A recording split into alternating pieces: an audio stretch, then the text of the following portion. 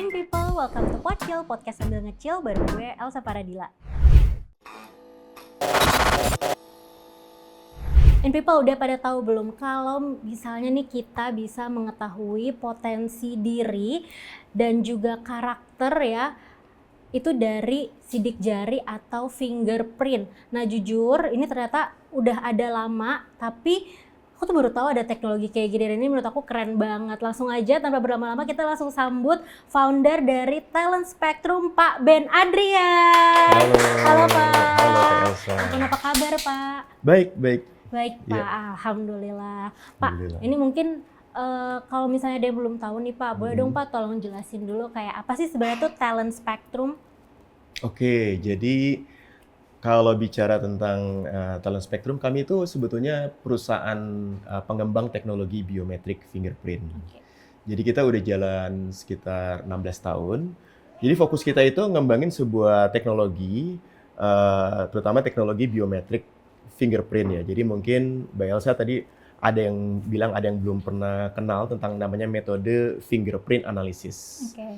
Jadi metode fingerprint analysis itu salah satu metode yang kita kembangkan untuk menelusuri potensi genetik atau bawaan lahir dari seseorang menggunakan sidik jari ya. Oke, tapi emang maksudnya fingerprint itu bisa dianalisis ya Pak? Maksudnya memang kalau misalnya kita tes saat anak-anak, nanti ketika dewasanya itu sidik jarinya tidak akan berubah gitu Pak?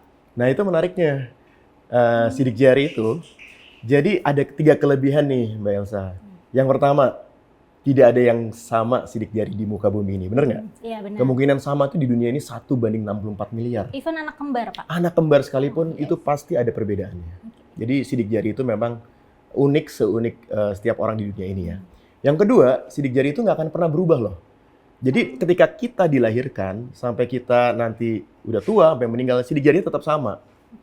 Dan yang ketiga, itu sidik jari itu berisi guratan-guratan yang datanya tuh mudah diklasifikasikan. Jadi secara biometrik itu data yang paling stabil. Ya.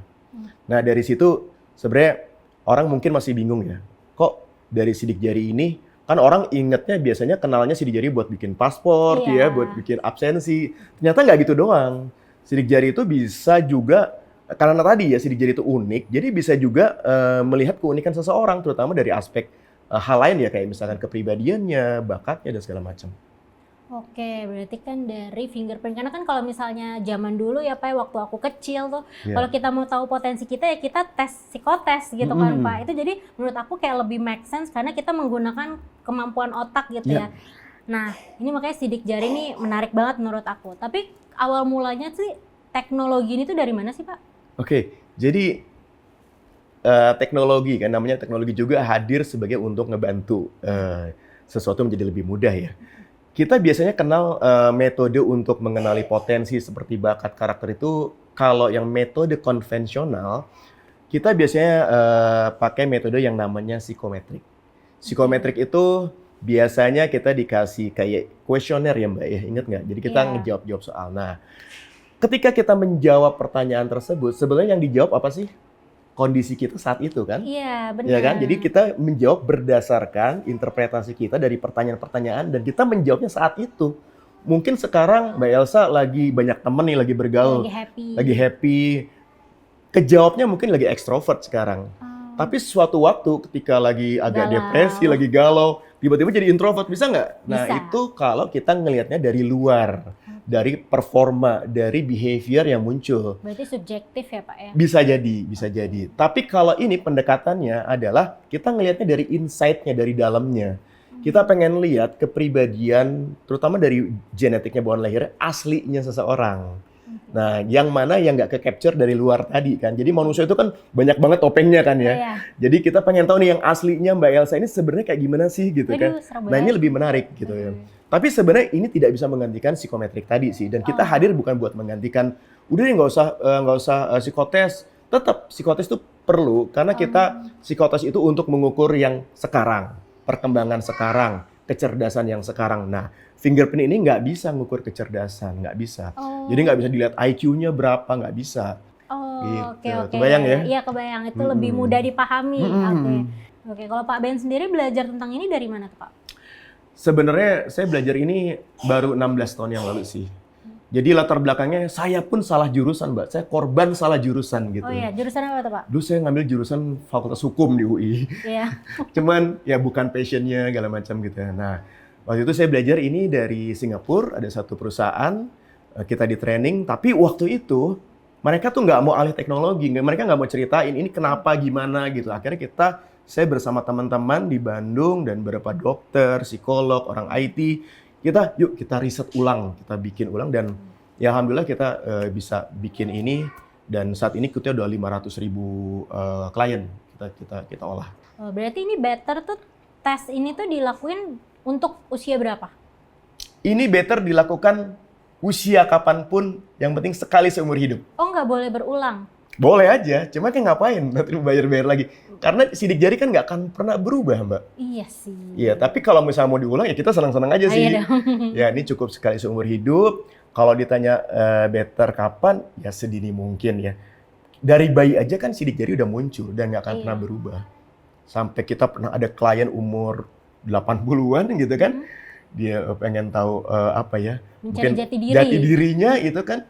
Gitu. Jadi bisa buat siapapun kapanpun. Siap. Jadi ini penasaran banget nih Pak, kira-kira cara kerjanya gimana? Kita boleh ini nggak sih Pak kayak kasih tahu caranya gimana sih untuk menganalisa? Oke. Jadi ini merupakan teknologi biometrik ya Mbak ya. Jadi sebenarnya kalau ditanya peralatannya sangat sederhana. Kita hanya menggunakan scanner biometrik ya. Jadi ada banyak macam scanner, ini yang paling simple sebetulnya. Yang tujuannya adalah untuk meng-capture data sidik jari. Kalau nggak pakai scanner gimana? Pakai cap bisa nggak? Bisa aja sih, asal tintanya tuh tinta yang bagus yang buat notaris tuh ya, biar nggak bleber tintanya. Terus sekarang kan HP sekarang udah canggih tuh Mbak ya. Fotonya, makronya udah bagus tuh lensanya. Itu bisa juga loh sebenarnya. Cuman, jadi sebenarnya apapun yang penting bisa meng-capture data fingerprint, kita bisa olah. Nah, perihal caranya, ini kelebihan kita Mbak. Apa Pak? Kita cukup scan 10 jari nih, dari tangan kiri kanan, jempol semuanya, paling juga butuh waktu 3-5 menit aja. Terus keluar hasilnya? Keluar hasilnya langsung. Coba waktu ikut psikotes, ngerjain berapa soal tuh? Waduh. Capek ya? Apalagi kalau habis ngerjain psikotes, kemarin kita baru patah hati. Kalau ini baby lagi tidur aja, kita ambil scan nggak masalah. Oke, ini gitu ya. Mungkin kita langsung panggil model kali ya Pak ya, biar makin greget gitu.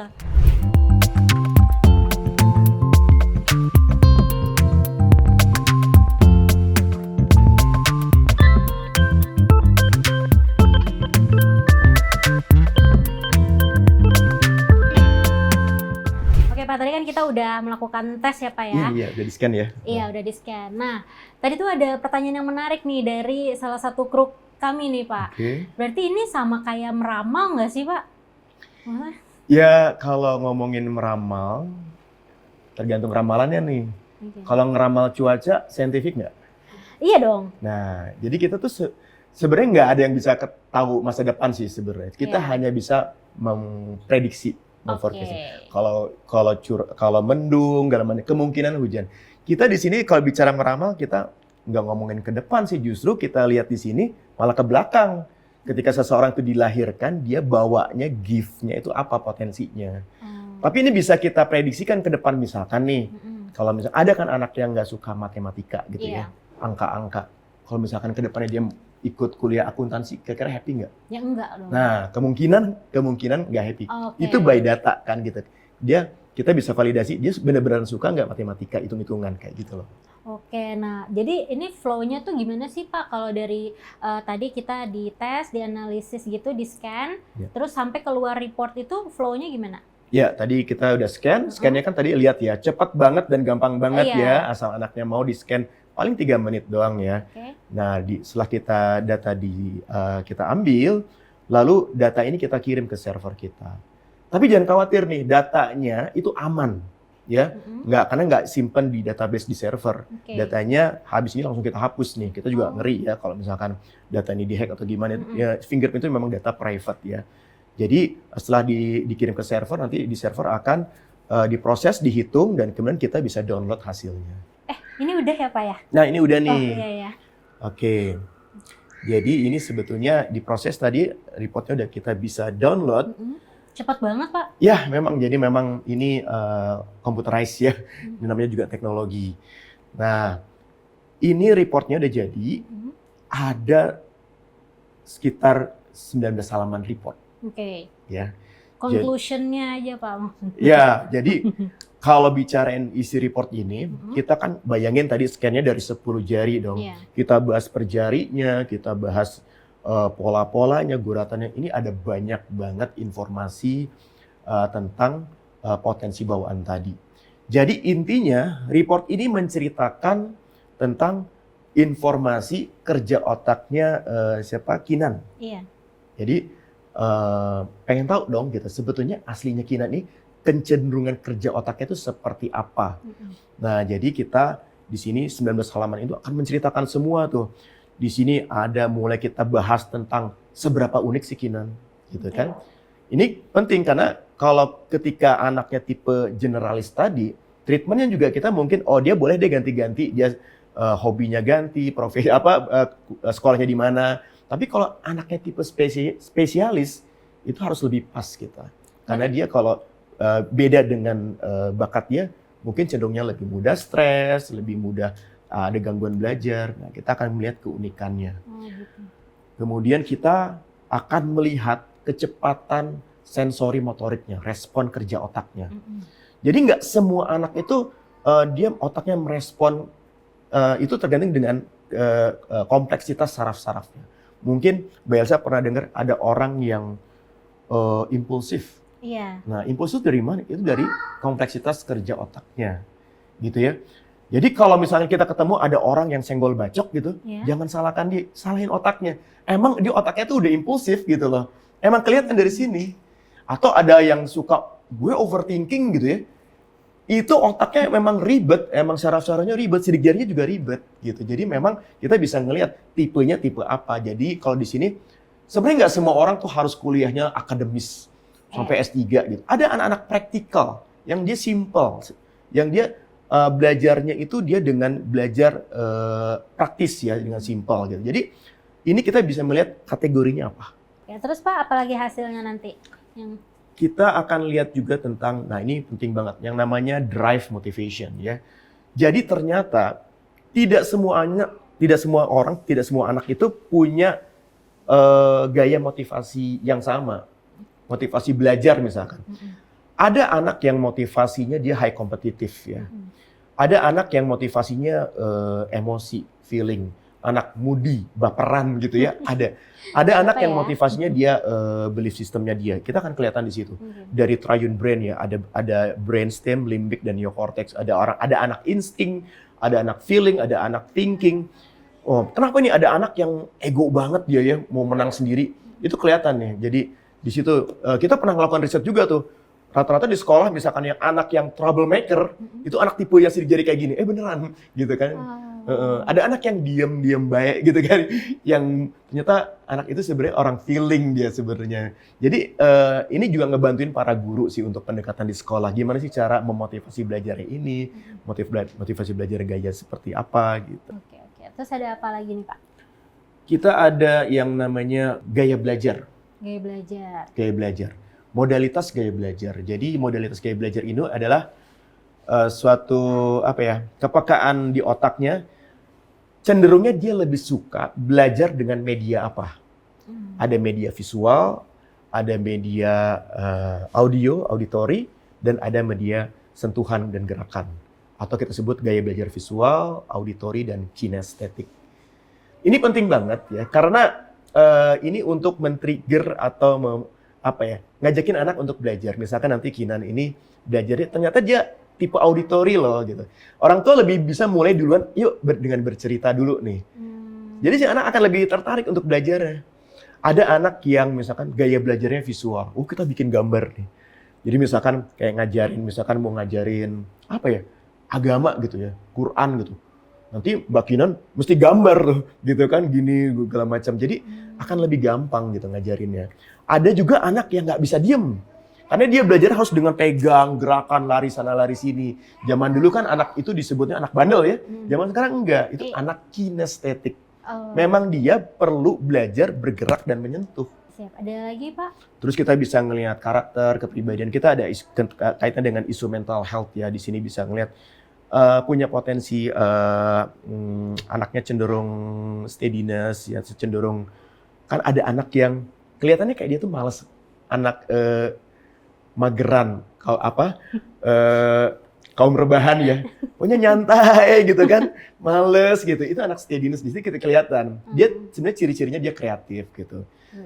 Kemudian ada juga anak yang perfeksionis gitu ya. Wah, apa-apa serba, wah harus gini, harus dimiringin, harus lurus, segala macam. Itu OCD ya? OCD bisa mengarah ke situ. Tapi di sini kita cuma lihat kecenderungannya aja. Bahkan sampai ada anak yang terlalu otak kiri ya, ke arah NPD, psikopat gitu. Ya, nauzubillah ya, jangan sampai ya, gitu. Tapi kita bisa lihat di sini gitu. Kita bisa ngelihat introvert extrovertnya, kita bisa ngelihat thinking style-nya. Misalkan mau belajarin matematika nih, mau pakai ala Kumon, ala Sakamoto. Nah lo, kan itu beda. Jangan tiba-tiba masukin Kumon ternyata anaknya creative thinking gitu kan. Sementara Kumon metodenya di drill dia kan, di secara struktural gitu. Jadi pendekatan tuh belajar tuh macam-macam. Dan kalau dulu nggak ada kayak gini ya. Kalau sekarang, anak sekarang itu strawberry ya. Jadi Apa tuh? generasi strawberry ya. Kalau anak stres kan nggak mau gitu. Kalau dulu kan dipaksa gitu kan. Jadi makanya ini kenapa muncul sekarang itu menjawab kebutuhan anak Gen Z dan Gen Alpha sekarang ya. Emang Gitu. serba salah sih, harus gentle parenting, tapi VOC juga kadang masih dibutuhkan. Iya, sekarang udah mau Mbak Elsa mau jadi Tiger Moms, lihat dulu nih gitu kan. Nanti viral, takut. Iya, nanti ketemu kasih atau nanti kan masuk Komnas Pelindungan Anak gitu. Nah ini yang penting juga bakat pasti kelihatan. Bakat ini sebenarnya nggak membatasi kita untuk jadi apapun ya. Tapi kita bisa melihat strategi. Sampai ada stress level ketahuan. Stress level. Ketahuan tingkat stresnya. Misalkan seseorang itu mudah stres apa enggak ya. Itu penting banget karena kita pengen ngelihat gimana penanggulangannya. Kalau ada anak yang stress levelnya tinggi, ya cari kerjaan yang jangan yang under pressure ya. Kemudian memang kebutuhan healing dia memang banyak ya, kita nerimo aja, kita kasih dia healing, dikit-dikit healing gitu kan. Jadi memang ini adalah sarana untuk lebih mengenali, memahami anak sih gitu. Oke, nah kalau misalnya ada in people nih yang mau ikutan tes analisa fingerprint ini, kira-kira harus menyiapkan budget berapa sih, Pak? Oke, untuk budget itu sebetulnya kita ada banyak ini ya, produk ya, ini produk ya. Dari yang termurah itu dari 150.000 ada sampai yang termahal sekitar 1 jutaan. Sebenarnya letaknya perbedaannya pada kelengkapan informasi yang diberikan, karena itu harus dikonsultasikan oleh konsultan psikobiometrik kami yang lebih detail ya. Jadi memang rentang lebih mahal, itu worth it sih sebetulnya. Jadi untuk ngejelasin ini tuh bisa sampai 2 jam loh. Itu belum ditambah curhatnya ya, curcolnya ya. Nah jadi ya wajar lah misalnya segitu. Dan itu sekali seumur hidup, jadi worth it banget ya. Oke, nah harapannya nih Pak Ben, kalau misalnya seseorang melakukan tes ini, apa sih yang diharapkan Pak Ben untuk orang tersebut?